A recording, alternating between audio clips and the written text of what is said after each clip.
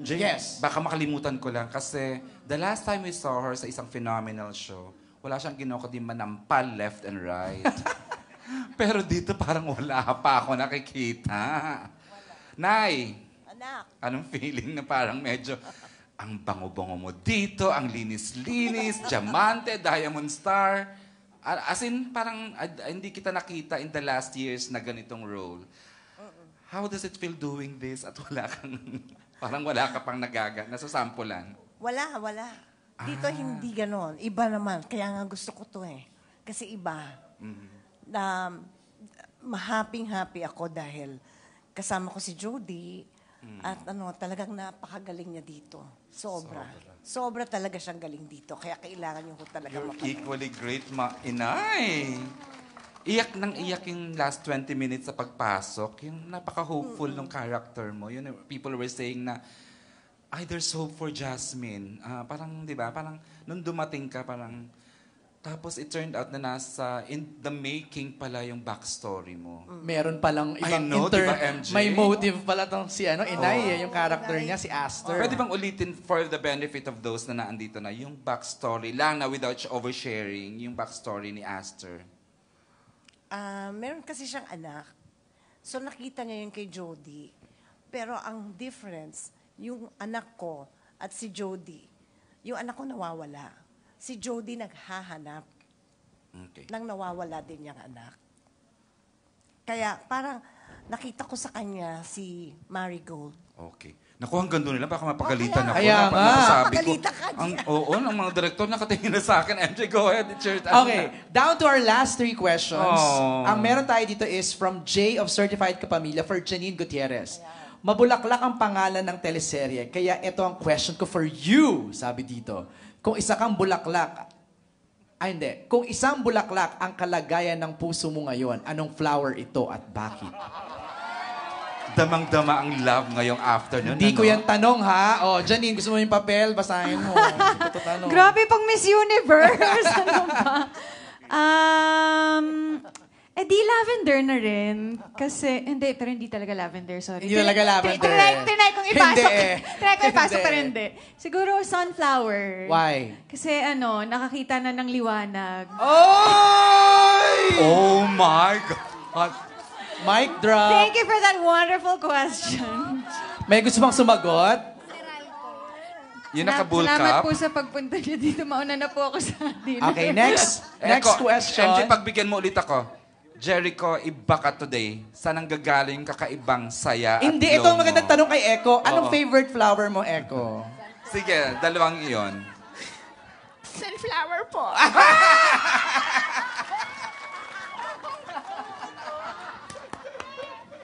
Kasi po gusto ko siya sininero ni araw. Saan ang gagaling kakaibang saya? Sobra ka nag-share ng sobra na we never saw you this before. Pero ngayon, ang saya-saya ng mo, Echo. Sorry, may press con pala. Ano po yan? Saan ang gagaling kakaibang saya mo ngayong araw? Ngayon, of late, from the junket. Ako ba, Eric? Hindi, siya. Yung cameraman. Miss Kylie nakatingin sa akin. I'm just really very happy. On the professional side, I'm so happy to be with these guys, like right now. My team is here, they're so happy for me, and I love them. But on the personal side, all of these people that I work with love her. Oh my God, ulit! So, it just feels light, you know what I mean? Everything just feels light, if you know what I mean. Yes. So, we're professionals on set. We can joke about it off screen, but when we step there, so it's just like there's a really good balance. Hindi pag tumama ng araw sa sunflower. Echo, just stay happy. We're so happy for you, I swear. Okay, MJ, ituloy mo na. Eto, kay Jody Santa Maria pa rin, mula kay J of Certified Kapamilya. Without spoiling anything, kanino mo masasabing mas nakaka-relate ka? Kay Jasmine or kay Lavender Fields?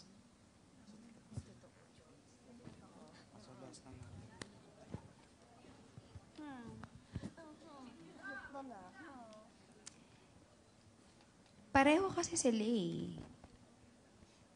Yung kay Jasmine kasi yung pagiging positibo niya sa buhay, siya yung tipong karakter na parang walang masamang tinapay sa kanya.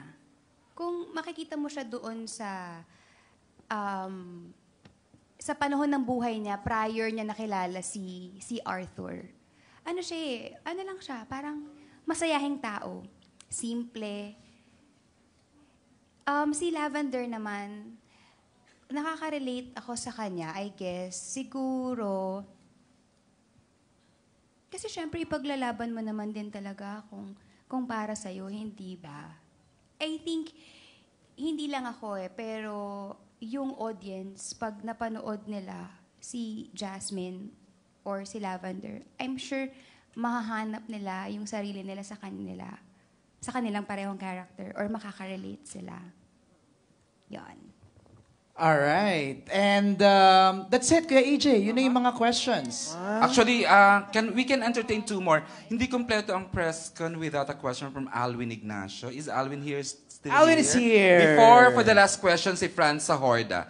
Alwin, miss kita. Ayan. Another intelligent question. Mahusay ito. Talagang pressure ko siya dun sa mahusay ito. For the directors, for Director Jojo and the Director Manny, as you said earlier, ang dami-dami ng mga revenge movie, and you keep on telling us that it's totally different from what has been offered before. So I'm just wondering, bakit nyo gustong paniwalaan kaming lahat na ibang-iba talaga ang Lavender Fields? Kasi iba talaga siya. No. As they say, di ba, nothing is original anymore. So whenever we conceptualize with stories for our narratives with the creative, nag-iisip kami na although it would follow the narrative would follow the same formula, nag-infuse kami ng mga bagong elements. The element of revenge is very much present in the narrative, in that we don't deny. But how we presented the characterization are different. All these characters are gray. No one is white. Even yung mga like Janine, no? She's playing a very negative role here. Pero maintindihan mo why she's going through that process of hurting people in the story, no? Tapos siguro first time din namin magpapakita na mga babae doing fight scenes, action sequences. Okay? Imagine the wife, the legal wife, and the mistress, instead na nagsasampala, they do mixed martial arts, no? And mahawak ng barel. And these are women who are very empowered. Okay? Maraming pagkakaiba. I hope you discovered yung mga elements that were infused in the narrative as you watch it every night. And hopefully, makita na, yes, it's still the revenge story that we don't deny, but may mga bago tayong makikita dun sa kwento. Ang galing ng explanation. Imbis na sa sampalan, nag-action scenes yung dalawang babae over a guy. Okay. Direct Jojo would like to add to that? In addition, lahat ng characters kasi merong twist. Hindi lang isa yung for revenge. Lahat sila nagpapanggap. Kaya nga, from yung plug, yung concept ng plug is lahat may maskara. So lahat sila merong kanya-kanyang pagtatago in order to find the real truth. Okay, Yan. thank you very much. Thank you. Thank you. MJ, I think we can no longer accommodate. Franz, Mare, think medyo we need to wrap this up because limited time. You may now... No, let's ask the lead cast. Yeah. Yes, Jericho. No. It's a question that's always that always keeps popping up. Why are we gonna watch this? Why are we gonna watch that? Why are we gonna watch this? Why are we gonna watch that? Why are we gonna watch this? Pinoint out ko lang. But look, the fact that you guys are all here in the cinema and you watch this with us, and hopefully you guys really enjoyed it. This is cinema quality kind of entertainment. We're bringing it to your homes via Netflix and all of these, stations, A to Z, Kapamilya, and everything. I am very, very proud of the team, especially Jody, Janine, Sir Albert, Sir Edu. Sayang wala sila dito. Because what we bring out here in the show for every character is truth. If you're saying, napanood na namin yung Higante, napanood na namin yung ganyan, we have been playing characters for a very, very long time. We've been playing with these emotions for a very long time.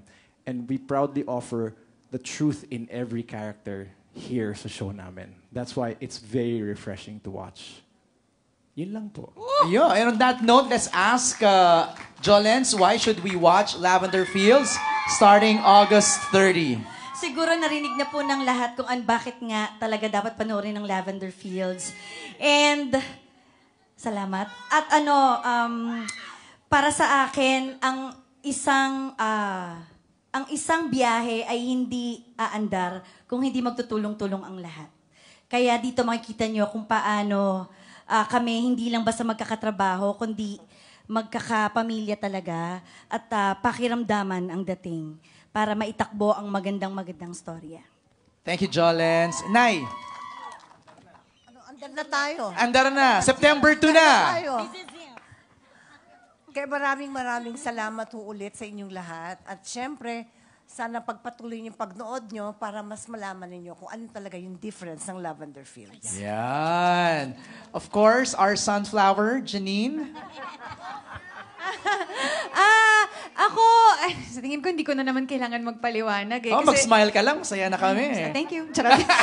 Hindi, pero kasi ako bilang isa ding manonood, basta show yan ni Ate Jody, papanoorin ko eh. Basta show ni Jericho, basta show ni Inay Maria, basta show ni Ate Jolens. Hindi mo na kailangan ikwento sa akin kung ano yung premise. Papanoorin at papanoorin ko talaga. So, sana kayo din po. And there's so many new exciting actors na aabangan dito. So, sabihan nyo na po yung mga kamag-anak nyo, mga kaibigan nyo, na watch party po tayo sa August 30 sa Netflix po. So, enjoy Lavender Fields. Sa inyo na po ito. Ilang araw na lang. Saka just so you know, we're watching it also because of you. Thank Diba? you, Kasama ka doon, Jenny. Jenny. Thank you again to the Ang mahilig sa sunflower, Jericho. First of all, MJ and Eric, thank you for making this afternoon really, really interesting and exciting. To the press, we're always so bitten. We love talking to you guys. To our teams, thank you for being here. To the fans of the show, thank you for welcoming us again. To the staff of Lavender Fields, Hazel and the rest of the gang, you guys are amazing. Thank you. Maraming salamat po. Lalabas na kami. Aandar na, sabi ni Miss Maria. We go. Magbo-bloom na. Magbo-bloom na. On September 2. Oh, yeah. Thank you, Echo. And of course, the one and only, Jody! Salamat po, everyone, for being here. Jody Natix, maraming salamat sa inyong suporta. Yes. And ayun, as I would always say that it takes a village to be able to produce something great. So, this is a product of, parang collaboration po ito ng napakaraming talento, napakaraming utak. And we're just so proud and happy na mapapanood nyo na po finally ang Lavender Fields. Salamat po sa inyo. And God bless you all. All right, let's have a photo op. Please stand ang ating buong cast. Let's have a photo op.